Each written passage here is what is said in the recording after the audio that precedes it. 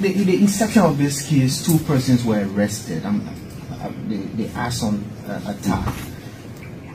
We didn't see the kind of tension we're seeing now.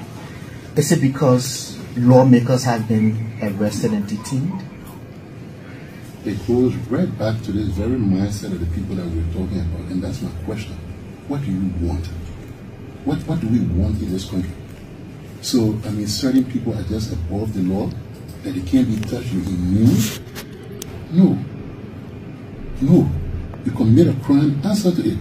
You cannot sit on the same democratic principle that gave you an honorable status and decide that all of this principle, we're going to break this peace. At this point in time, people calling that, oh, they must be unconditionally released, that you know, just throw them up because this is political.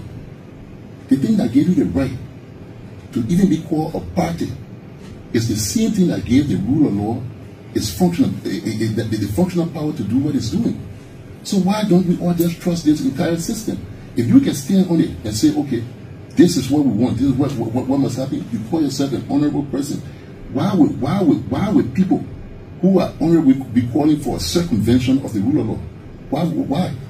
Why are you sitting now at a legislative, even at legislative level, and saying that you demand immediate release of these people? Something is wrong here. In order to end this culture of impunity, there has to be painstaking moments. And these are just some of them. Like I said, we sat down, we knew what we're up against, we sacrificed our lives. We put ourselves down, we said, gentlemen, if we start this, just know that there's no turning back, because everybody's going to come against us and stuff like that. We know. So yes, we put our lives on the line to stand up for the right thing in this country. But it must change. And the culture of impunity will start, it will end in this country. We'll go after everyone regardless of their status. Once you violate the law, you commit a crime, we're coming for you. You spoke of how some of your lives have been threatened. When you arrested the first 2 and detained them, were you threatened? Nobody cared, because they were ordinary people. No one cared. Did you see them come out to you and provide this kind of support? Why didn't they say that it was witch hunt? Why didn't they say it was witch hunt? But it was okay when we were going after the network, we were going after the executor.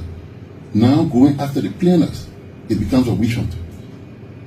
Look at it. Try to put reasoning around it. Did anybody come up when we arrested the other people? It was okay because it looked like, yes, these are the kind of people that can do this. But no, these other people can't do it. They can't do it. They got to be political. No, this is not a political action. It is a crime that has been committed. And let these people answer.